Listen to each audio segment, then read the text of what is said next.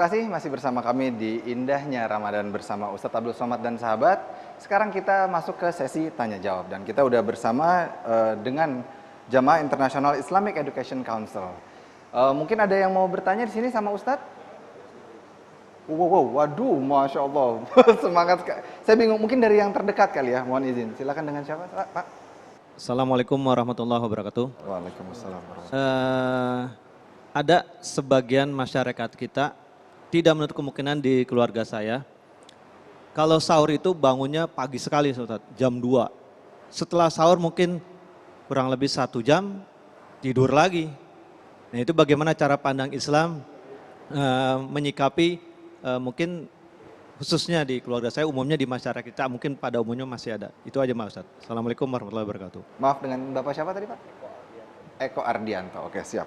Silakan Ustadz Abdul Somad. Izin Ustaz. Ifadal. Pak Eko, Wali Murid International Islamic Education Council. Tolong kita bedakan antara sah tidak sah dengan afdal tidak afdal. Dan seringkali kita berpikir, yang penting kan sah. Kenapa ketika bangun rumah kita begitu detail memilih reliefnya.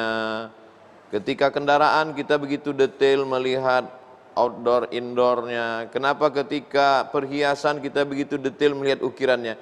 Dan ketika ibadah kita, yang penting sah. Jadi tidak berimbang antara penilaian kita tentang keduniawian dengan akhirat. Jadi cobalah kita ikuti ibadah ini, jangan hanya sekedar sah tidak sah.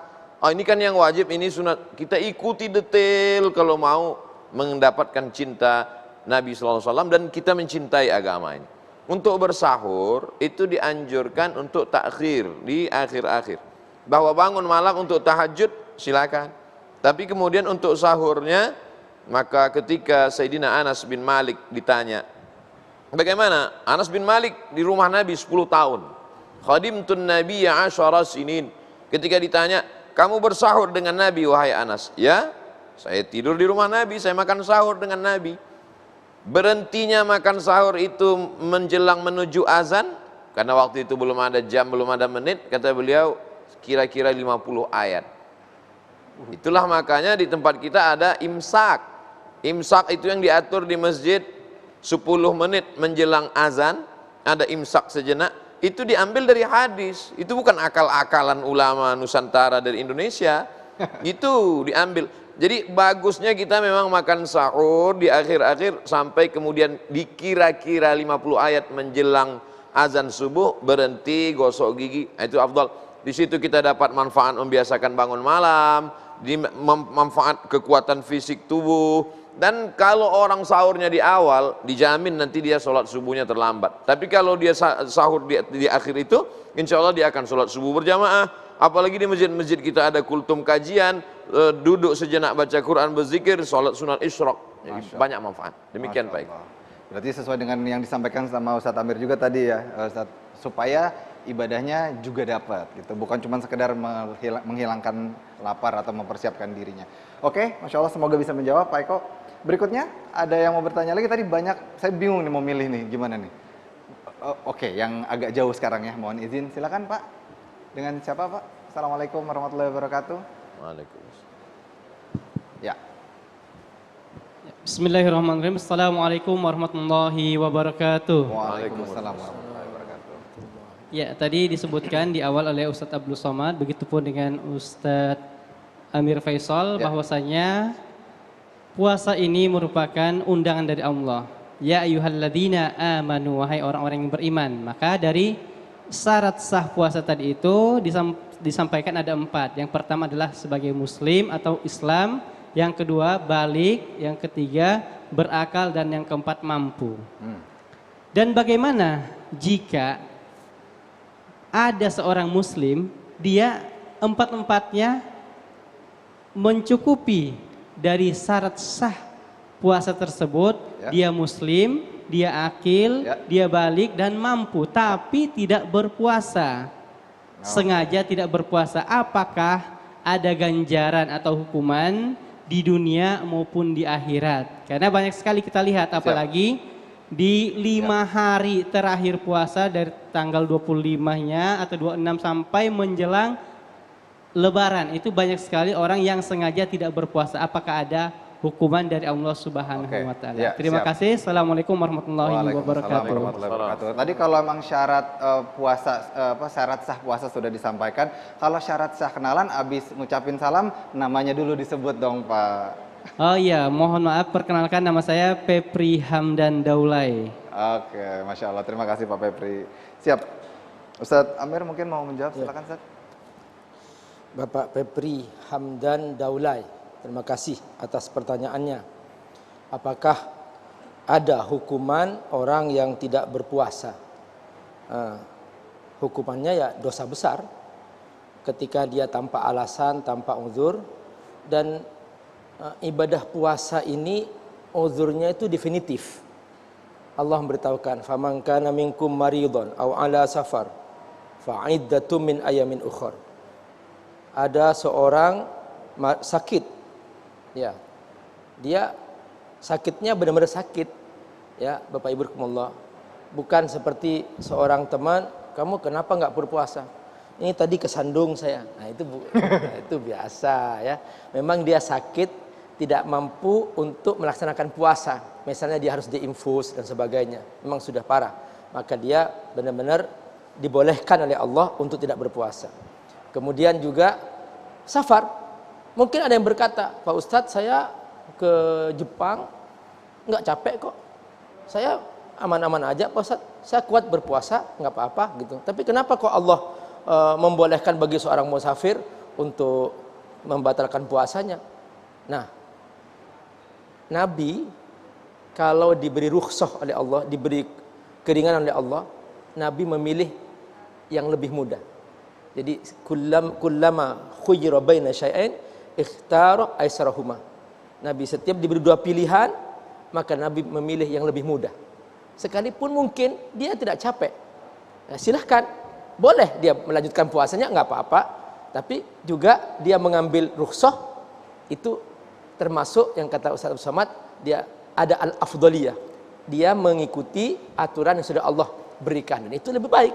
Ya, kenapa? Dia meringankan. Nah, Pak Ustadz kan tidak capek Pak Ustadz. Ya. Urusan membatalkan puasa ini, atau boleh membatalkan puasa ini, bukan masalah capek dan tidak. Kalau alasannya capek, nanti ada orang main badminton, long set, capek kan? Langsung dia batalin puasanya. Nah makanya Allah sebutkan definitif, safar.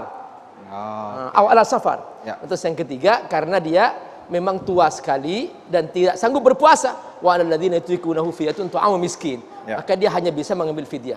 Nah ini alasan definitif bagi orang yang menegakkan puasa. Tapi kalau nggak punya alasan sama sekali, dosa besar. Dia dosa besar, sekalipun dia menggantinya. Itu dia. Masya Allah. Berarti si rukhsah ini tadi adalah artinya kemudahan ya Ustadz ya? Ya. Dan kemudahan-kemudahan yang spesifik tempat dan waktunya gitu ya Ustadz? Oke, Masya Allah. Itu dia pemirsa Setia TV One. Jadi Pak Pepri tadi kalau misalnya kayak begitu, boleh ada keringanan, tapi tempatnya dan momentumnya harus ditentukan dulu. Jadi nggak setiap kemudahan itu bisa diambil di semua tempat begitu Ustadz ya? Allah alam misal. Semoga bisa menjawab. Oke, berikutnya mungkin dari yang perempuan, yang dari akhwat ya gitu. Mana lagi tadi? Saya bingung, Masya Allah. Ini ya, Ibu, maaf, dengan siapa? Assalamualaikum warahmatullahi wabarakatuh.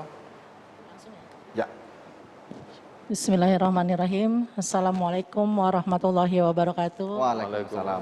Nama saya Yaya, wali kelas dari Muhammad Hamzah Darmawan. Saya mau menanyakan yang tadi dibahas oleh UAS tentang bangun pagi yang lebih awal itu ya.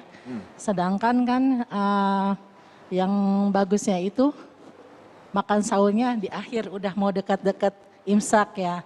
Nah itu gimana gitu menyingkapinya? Itu aja Pak Ustadz. Terima kasih. Assalamualaikum warahmatullahi wabarakatuh. Oke, waalaikumsalam warahmatullahi wabarakatuh. Siap. Silakan Ustadz. Terima kasih Ibu. Kontradiktif.